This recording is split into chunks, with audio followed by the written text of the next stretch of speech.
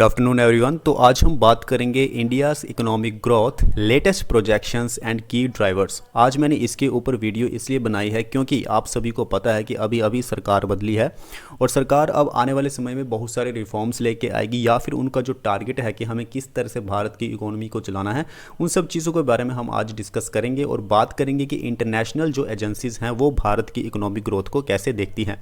आपने देखा होगा कि स्टॉक मार्केट किस तरह से एकदम से नीचे गिर गई थी जब हमें लगने लगा था कि सरकार जो है वो पलट भी सकती है। तो देखिए, जब सरकार बनती है तो उसका बहुत ज़्यादा इम्पैक्ट पड़ता है हमारी इकोनॉमिक ग्रोथ के ऊपर भी। तो आज मैंने इसलिए वीडियो बनाई है और वीडियो में काफ़ी इंटरेस्टिंग थिंग्स भी हम डिस्कस करेंगे, तो बने रहिएगा। बहुत सारी चीज़ें आपकी क्लियर हो जाएंगी एग्ज़ाम पर्सपेक्टिव से भी। तो चलिए शुरू करते हैं। सबसे पहले हम बात करते हैं इंटरनेशनल मॉनेटरी फंड प्रोजेक्शंस। इनका कहना है, आईएमएफ का कहना है कि 6.8% की ग्रोथ रेट रहेगी फाइनेंशियल ईयर 2024 और 25 में, यानी कि इकोनॉमिक ग्रोथ जो इंडिया की रहेगी वो 6.8% रहेगी।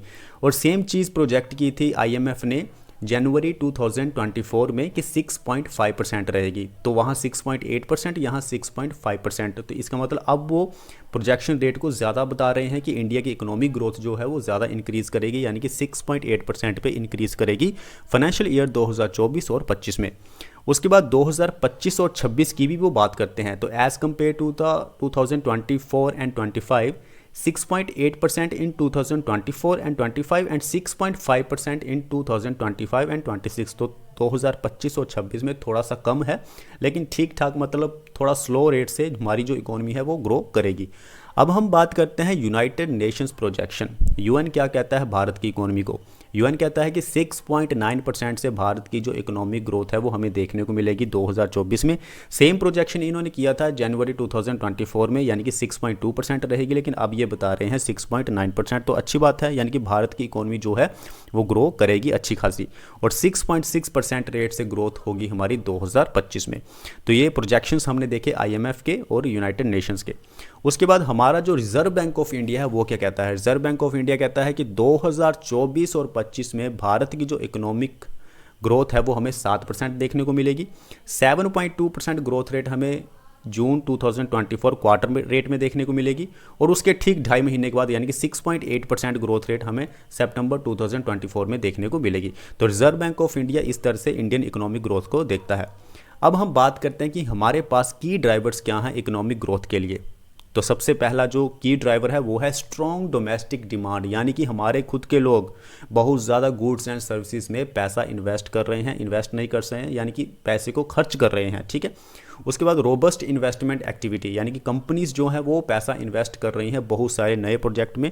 अब जब कोई कंपनी पैसा इन्वेस्ट करेगी तो डेफिनेटली जो इकोनॉमिक ग्रोथ है किसी कंट्री की वो हमें बहुत अच्छी खासी देखने को मिलेगी, रैपिडली वो जो इकोनॉमिक ग्रोथ है हमें देखने को मिलेगी। उसके बाद हमारे पास आता है moderating inflation, prices are stabilising, ज़्यादा प्राइसेस हाइक नहीं कर रहे, बहुत ज़्यादा प्राइसेस बढ़ नहीं रहे हैं, यानी कि स्टेबल है। तो जिसकी वजह से लोग जो है वो प्लान कर सकते हैं, स्पेंड कर सकते हैं, अच्छी स्पेंडिंग कर सकते हैं। जैसे कि हमने ऊपर पढ़ा स्ट्रॉन्ग डोमेस्टिक डिमांड की, लोग जो है वो ज़्यादा से ज़्यादा खर्च कर रहे हैं, स्पेंड कर रहे हैं अपना पैसा गुड्स एंड सर्विसेज में। उसके बाद हम बात करते हैं manufacturing resurgence. The manufacturing sector is growing rapidly. क्यों ग्रो कर रहा है मैन्युफैक्चरिंग सेक्टर? क्योंकि देखो फार्मास्यूटिकल सेक्टर हो गया ना, उसके ऊपर भी बहुत सारी जो फॉरेन की कंपनीज है वो अपना पैसा इन्वेस्ट भारत में करना चाहती हैं। तो मैन्युफैक्चरिंग सेक्टर में भी ग्रोथ हमें अच्छी खासी, यानी कि रैपिडली बहुत तेज़ी से देखने को मिल रही है। उसी तरह से सर्विसेज सेक्टर रिजिलियंस, यानी कि सर्विस सेक्टर भी बहुत अच्छे से परफॉर्म कर रहा है, like including IT and tourism is doing well. उसके बाद हम बात करते हैं public investment and consumer momentum. Public investment, government जो है वो स्पेंड कर रही है इंफ्रास्ट्रक्चर के ऊपर। बजट है हमारे पास 11 ट्रिलियन का 2024-25 के लिए। कंज्यूमर मोमेंटम की अगर हम बात करें तो इनकम जो है वो भी राइज कर रही है, लोगों के पास पैसा ज़्यादा आ रहा है। मिडिल क्लास फैमिलीज़ जो हैं, मिडिल क्लास लोग जो हैं वो भी ग्रो कर रहे हैं, जिसकी वजह से गुड्स की डिमांड बढ़ रही है, specially luxury and premium items. अच्छी खासी जो महंगी महंगी आइटम्स होती हैं, लोग उसके ऊपर अपना ज़्यादा पैसा खर्च कर रहे हैं क्योंकि लोगों के पास पैसा आ रहा है। उसके बाद supply chain diversification, because India is becoming an attractive place. अब भारत जो है वो एक अट्रैक्टिव प्लेस बन चुका है ग्लोबल कंपनीज़ के लिए। पूरी दुनिया भर में जितनी भी कंपनीज़ हैं, भारत उनके लिए एक अट्रैक्टिव प्लेस बन चुका है, स्पेशली जैसे मैंने आपको बताया कि मैन्युफैक्चरिंग सेक्टर में, जिसमें इलेक्ट्रॉनिक्स है, फार्मास्यूटिकल्स है, फिर उसके बाद एक और कारण है जैसे कि ट्रेड एग्रीमेंट्स हैं, India UAE comprehensive economic partnership agreement sign हुआ है इंडिया और यूएई के बीच में, तो इसकी वजह से भी हमें बहुत ज़्यादा इकोनॉमिक ग्रोथ देखने को मिलेगी और मिल भी रही है। उसके बाद हमारे पास मेजर चैलेंजेस क्या क्या है। हम हमेशा कहते हैं कि जॉबलेस ग्रोथ भारत की हो रही है, इकोनॉमिक ग्रोथ तो हमारी हो रही है लेकिन एम्प्लॉयमेंट नहीं है, जॉबलेस ग्रोथ है, यानी कि जॉब्स नहीं है हमारे पास। Job creation is not keeping pace with economic growth. आज हमारा अप्रैल 2024 के डेटा की अगर हम बात करें तो हमारा अनएम्प्लॉयमेंट रेट इस समय 8.1% है, यानी कि कितनी ज़्यादा बेरोजगारी है। दूसरा हमारे पास आता है export competitiveness, despite incentives export falls by 3% in financial year 24। तो यानी कि 3% से 3% गिरा है हमारा जो एक्सपोर्ट रेट है, तो उसमें भी हमें बहुत सारी प्रॉब्लम्स फेस करनी पड़ रही हैं। इकोनॉमिक ग्रोथ के लिए अच्छी बात नहीं है, ये हमारे लिए एक मेजर चैलेंज है।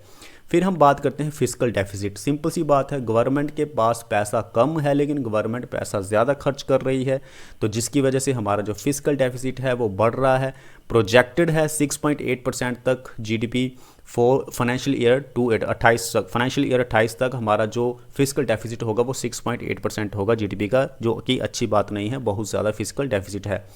उसके बाद स्किल्स मिसमैच, हज़ारों की संख्या में, करोड़ों की संख्या में, लाखों की संख्या में बहुत सारे जो ग्रेजुएट्स हैं वो हमें देखने को मिलते हैं, अपनी ग्रेजुएशन पूरी करते हैं लेकिन उनके पास किसी भी तरह का कोई स्किल्स नहीं होता है, जिसकी वजह से कि एम्प्लॉयर को ये लगे कि ये एक अच्छा लड़का है, अच्छे स्किल्स हैं, ये मेरे लिए काम आ सकता है। क्योंकि दुनिया आज के टाइम पे कुछ भी देखती है तो वो देखती है कि दूसरे इंसान से उसे क्या फ़ायदा हो रहा है। जब आप उसे कोई फ़ायदा नहीं दे पाएंगे तो वो आपको क्यों एम्प्लॉय करेगा। तो इसलिए आप अपने आप को ऐसा बनाइए कि हर कोई आपके अंदर फ़ायदा देखे। उसके बाद है income inequality, the gap between the rich and poor is wide. अब जो अमीर और गरीब की खाई है वो भी बढ़ती जा रही है। With the top 1% owing 40.1% of wealth, 40% की वेल्थ जो है, जो पैसा है, वो तो 1% लोगों के पास है। उसके बाद हमारे पास आ जाता है informal sector. A large part of the work force is in the informal sector which limits economic growth. बहुत सारे लोग ऐसे हैं जो इनफॉर्मल सेक्टर में काम करते हैं, यानी कि टेम्परेरी बेसिस पे काम करते हैं, फॉर्मल सेक्टर नहीं है, गवर्नमेंट के द्वारा रिकॉग्नाइज्ड नहीं है, तो जिसकी वजह से इकोनॉमिक ग्रोथ अच्छी नहीं होती। उसके बाद लास्ट में हम बात करते हैं बूस्ट मैन्युफैक्चरिंग। मैंने आपको कहा था कि मैन्युफैक्चरिंग सेक्टर अब ग्रो करेगा। सो मैन्युफैक्चरिंग सेक्टर ग्रो करेगा तो यानी कि मोर जॉब्स हमें मिलेंगी, इसलिए हमें वर्कर्स को अच्छी खासी ट्रेनिंग भी देनी होगी। Promoting the food processing industries को हमें प्रमोट करना होगा।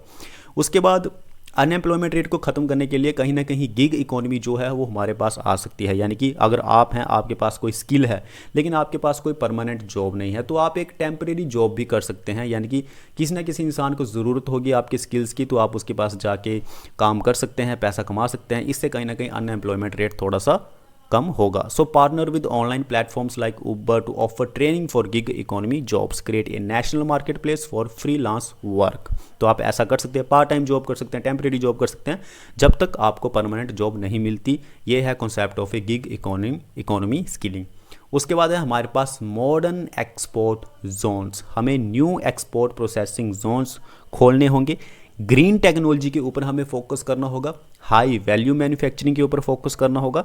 छोटे जो स्मॉल बिजनेसेस होते हैं उनको भी हमें सपोर्ट करना होगा ऑनलाइन एक्सपोर्ट के लिए, तो इससे हमारी जो इकोनॉमी है वो ग्रो करेगी। तो आज हमने बहुत ही इंपॉर्टेंट टॉपिक डिस्कस किया है कि भारत की जो इकोनॉमी है वो किस तरह से ग्रो करेगी, इंटरनेशनल मॉनेटरी फंड किस तरह से प्रोजेक्ट करता है हमारी इकोनॉमिक ग्रोथ को, आरबीआई कैसे देखता है, यूनाइटेड नेशंस कैसे देखता है, की ड्राइवर्स क्या क्या हैं, चैलेंजेस हमारे पास क्या क्या हैं, क्या हम कर सकते हैं अपनी इकोनॉमिक ग्रोथ को बूस्ट करने के लिए। ये सारी चीज़ें आज हमने जानी। और अब देखिए कि आने वाले जो 5 साल है, जैसे कि हमारे प्रधानमंत्री नरेंद्र मोदी जी अब शपथ लेंगे 8 तारीख को, उसके बाद देखिए कि किस तरह से काम होता है, इकोनॉमिक ग्रोथ जो है वो किस तरह से हमारी जो इकोनॉमी है वो ग्रो करती है। बहुत सारी चीज़ें शामिल होने वाली है, बहुत सारे फैक्टर्स रिस्पॉन्सिबल होंगे।